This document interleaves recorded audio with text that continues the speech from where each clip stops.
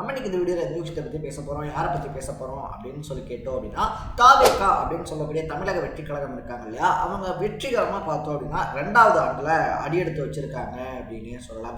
பொதுவாகவே வந்துட்டு பார்த்தோம் அப்படின்னா விஜய் வந்துட்டு அவருடைய பட ரிலீஸ்க்கான ஈவெண்ட்ஸில் பேசினாலே வந்துட்டு அது ரொம்ப பெரிய சென்சேஷனலாக வெடிக்கும். அவர் கட்சி ஆரம்பிக்கிறேன் அப்படின்னு சொல்லி அனௌன்ஸ் பண்ண அந்த லெட்டரில் ஆரம்பித்து பார்த்தோம் அப்படின்னா இன்னைக்கு அவங்களுடைய 2வது இயர் ஆனிவர்சரி வரைக்குமே விஜய் பேசின பேச்சுக்கள் அப்படின்றது இருக்கு இல்லையா, அது தமிழக அரசியல் களத்தில் பார்த்தோம் அப்படின்னா அதிர்வலைகளை ஏற்படுத்த தவறுனதே இல்லை அப்படின்னு தான் சொல்லணும். அதே மாதிரி இன்னைக்கு வந்துட்டு பார்த்தோம் அப்படின்னா கட்சியிலேயே இளைஞர்கள் இருக்கக்கூடாது, அதை தாண்டி வந்துட்டு பண்ணையாளர்கள் இருக்காங்க இல்லையா, அவங்களுக்கு மட்டும்தான் அரசியலா, சாதாரண மக்கள் அரசியல் பண்ணக்கூடாதா அப்படின்ற மாதிரி கேள்விகள் உட்பட மும்மொழி கொள்கைக்கு அகைன்ஸ்டா வந்துட்டு தன்னுடைய நிலைப்பாடு என்ன அப்படின்ற மாதிரி எல்லா விஷயத்தையுமே பேசி மறுபடியும் ஒரு முறை தமிழ்நாட்டை விஜய் படபடக்க வச்சிருக்காரு அப்படின்னு சொல்லலாம். பட் நம்ம இன்னைக்கு அந்த விஷயத்தை பத்தி பேச போறோமா அப்படின்னு சொல்லி கேட்டோம் அப்படின்னா கண்டிப்பா கிடையாது.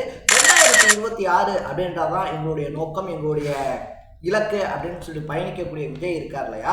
2026 அப்படின்றது வரும்போது வந்துட்டு பார்த்தோம் அப்படின்னா விஜய் கட்சி ஆரம்பிச்ச ஒரு 3வது வருஷம் அப்படின்றது நடந்துகிட்டு இருக்கும். ஸோ அப்படி நடந்துகிட்டு இருக்கும்போது 2026 தான் எங்களுடைய இலக்கு அப்படின்னு சொல்லி செயல்பட்டுக்கிட்டு இருக்கக்கூடிய தாவேகாக்கு முன்னாடி இருக்கக்கூடிய பிரச்சனைகள்லாம் என்ன, அதை தாண்டி வந்துட்டு பார்த்தோம் அப்படின்னா விஜய்க்கு கோடிக்கணக்கான ரசிகர்கள் இருந்தாலும் கட்சி ஆரம்பிச்ச 3 வருஷத்துக்குள்ள விஜய் தமிழ்நாட்டினுடைய முதலமைச்சராக வந்துட முடியுமா, அதுக்கான சாத்தியக்கூறுகள்லாம் என்ன, அதுக்கு விஜய்க்கு தடையா இருக்கக்கூடிய விஷயங்கள் என்ன, விஜய் கவனிக்க வேண்டிய விஷயங்கள் என்ன அப்படின்னு சொல்லி தான் இந்த வீடியோவில் விலாவாரியாக பேச போகிறோம்.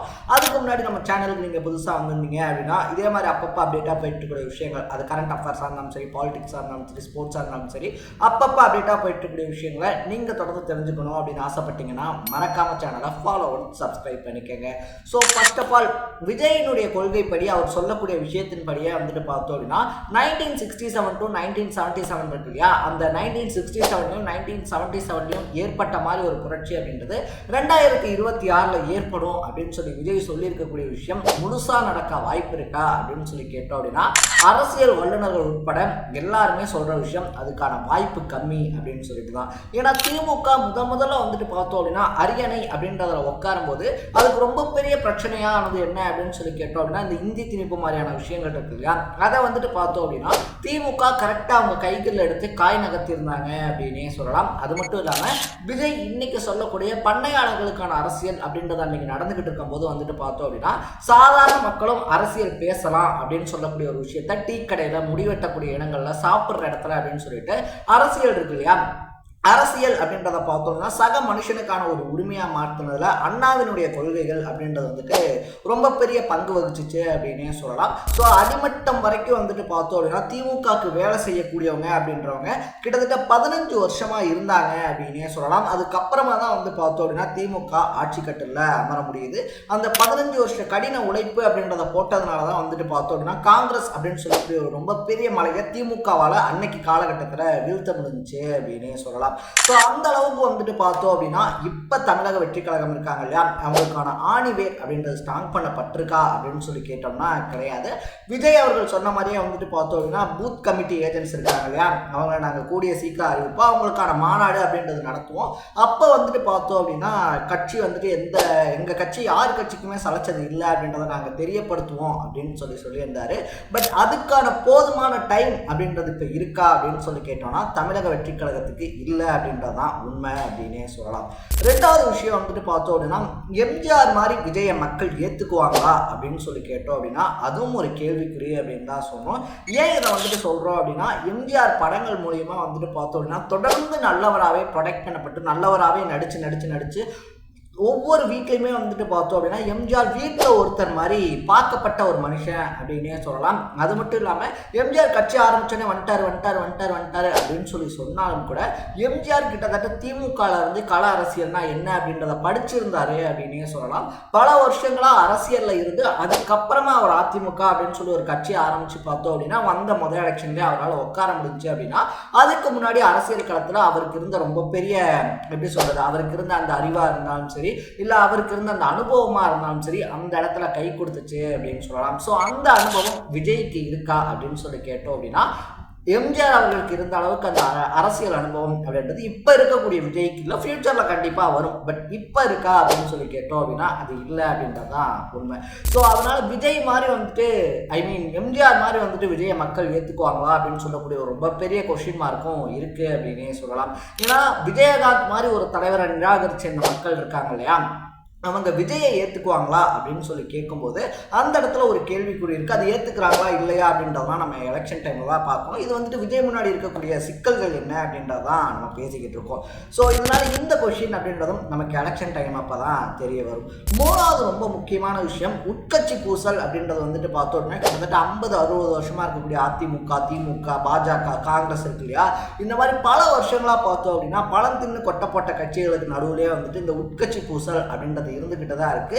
இது கண்டிப்பா விஜயனுடைய கட்சியில இருக்குமான்னு கேட்டோம்னா 100% இருக்கும் அப்படின்னே சொல்லலாம். ஏன்னா இப்ப மாநில அளவிலான நிர்வாகிகள் நியமிக்கும் போதே பார்த்தோம் அப்படின்னா எக்ஸ்பெக்ட் பண்ணப்பட்ட பல பேருக்கு வந்துட்டு பதவிகள் கிடைக்கல அப்படின்றதுனால அவங்க ஒரு மாதிரி விரக்தியில வந்துட்டு பார்த்தோம் அப்படின்னா பேச ஆரம்பிச்சிருந்தாங்க அந்த டைம்ல. ஸோ இது எல்லா கட்சியிலுமே நார்மலாக நடக்கக்கூடிய ஒரு விஷயம் தான். பட் அதை தாவேக்கா எப்படி ஹேண்டில் பண்ண போறாங்க அப்படின்னு சொல்லி ஒரு முக்கியமான விஷயமும் இருக்கு. அதுவும் அவங்களுக்கு எலெக்ஷன் டைம்ல ரொம்ப பெரிய தலைவலியா மாறும் அப்படின்னே சொல்லலாம். நாலாவது விஷயம் யாருக்கு சீட்டு தரது அப்படின்றது இருக்கு இல்லையா.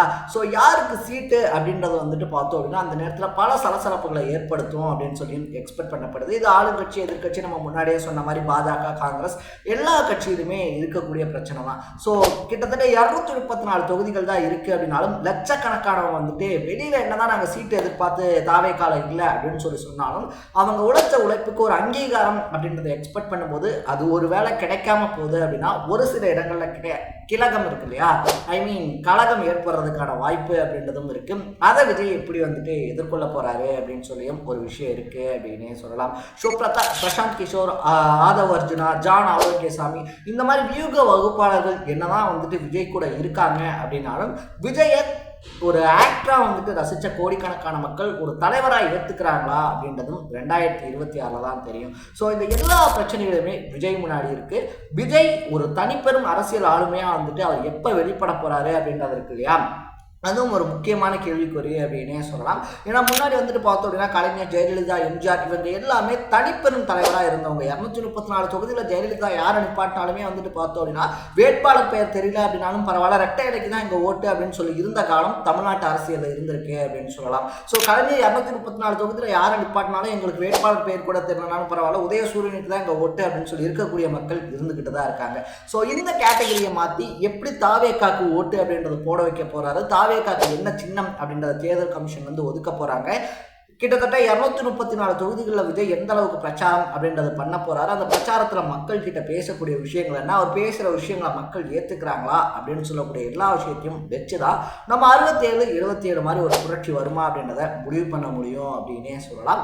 ஸோ நீங்கள் விஜயனுடைய அரசியல் வருகையை எப்படி பார்க்குறீங்க, விஜய் என்ன மாதிரியான அரசியலை முன்னெடுத்தா நல்லா இருக்கும்னு சொல்லி நினைக்கிறீங்க அப்படின்றத கமெண்ட்ல போட்டு இதே மாதிரி அப்பப்போ அப்டேட்டாக போயிட்டு இருக்கிற விஷயங்களை நீங்கள் தொடர்ந்து தெரிஞ்சுக்கணும் அப்படின்னு ஆசைப்பட்டீங்கன்னா மறக்காம சேனலை ஃபாலோ பண்ணி சப்ஸ்கிரைப் பண்ணிக்கோங்க. நாளைக்கு இதே மாதிரி இன்ட்ரெஸ்டிங்கான வீடியோட சந்திக்கலாம். Tata, bye by.